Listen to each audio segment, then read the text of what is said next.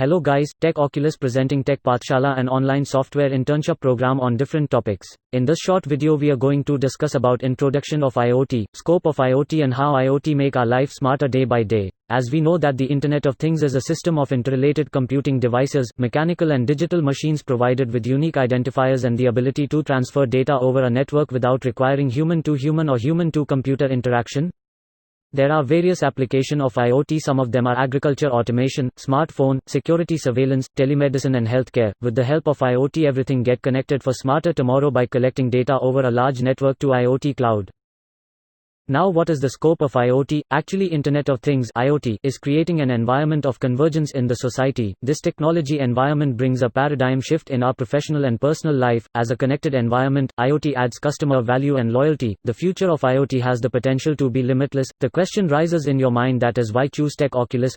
We are here to provide you real-time exposure, interaction with industry experts, implementing projects and provide actual work experience. For more information kindly contact our team, and for registration scan our QR code display on screen. Thank you for watching this video. We hope you support our efforts for sharing knowledge.